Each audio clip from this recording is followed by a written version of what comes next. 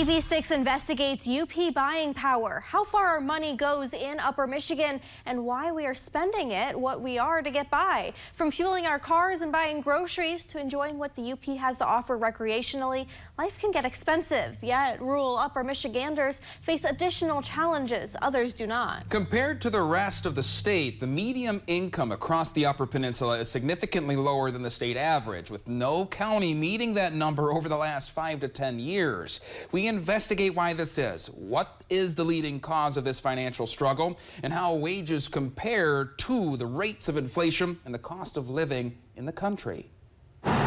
There's a vast array of income and wages when it comes to the UP. Everything is always changing. Joe Jeeves has worked as a financial advisor in Marquette for 12 years. He's been following the effects of inflation on UP buyers and attempting to answer what many of us are wondering: how far does our dollar go? Well, buying power is the power of what your dollar can buy you or purchase, right? So therefore, you know, a dollar, let's just say 5 years ago, if a dollar could buy you an apple, right? An apple cost $1. That dollar had the buying power to do so. Now, if an apple costs $1.25, if you look at it and go back and say 25 cents on a dollar is 25%, that apple's up 25%.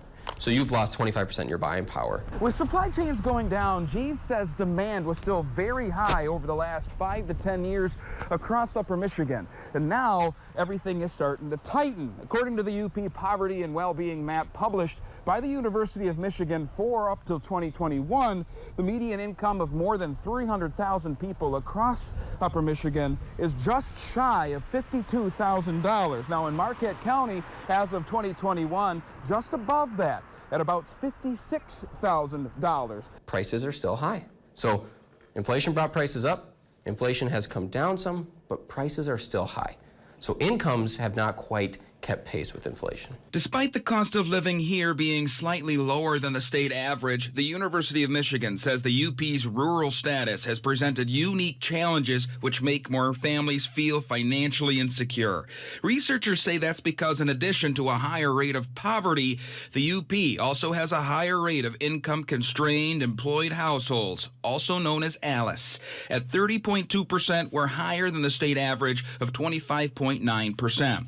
ALICE represents your neighbors who may not qualify as impoverished but live paycheck to paycheck, meaning budgeting for everything amidst inflation becomes especially challenging. You go out and get a car loan, and your car loan isn't 0% financing anymore. It's 5%. That's quite a bit difference. You go out and buy a home.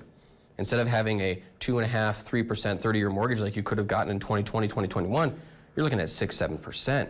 That takes a big chunk of your incomes out of the pockets of fellow Upers, and it makes things a lot more tight. The UP Poverty and Well-Being Map points to several rural-specific challenges that likely contribute to that trend. Because of our population disbursement, many need to travel farther to work, likely why 30% or more of UP household incomes report financial struggles involving transportation costs, including gas prices. In Keweenaw County, 67% of incomes are spent on housing and transit costs combined. Now, the study also shows average UP households spend 50% or more of their incomes on necessities like utilities and groceries alone.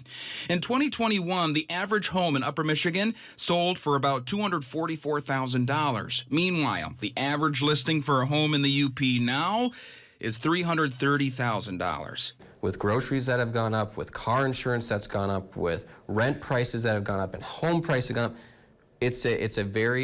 it's a difficult time compared to what it was 5, 10 years ago. But there are also signs of a growing economy, which could benefit Upers in the long run. Jeeves points to the area's GDP, or gross domestic product, which helps measure the UP's economy by measuring its market value of goods and services. GDP measures a range of sectors from mining, retail, trade, educational services, industrial growth, government, and more. Between 2017 and 2021, Michigan's GDP as a whole increased about 12%. As for the UP, it has exceeded that growth at 17.5%, with mining, manufacturing, insurance, real estate, and leasing included in that growth.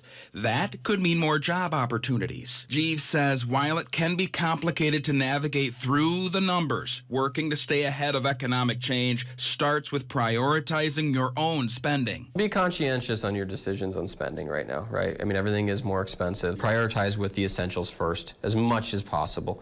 But you still want to live your life as much as you can. Now, though there are others working to forecast the impacts of inflation on buying power here in Upper Michigan, tomorrow, how a Northern Michigan University professor and his class are working to create a tool of their own to predict UP inflation and what he says you can expect in the future. And if you want to see more stories from TV6 Investigates, you can watch them on demand. You can find all of our previous stories. Click on the TV6 Investigates tab on UpperMichiganSource.com or find the category on our free TV6 Plus streaming app.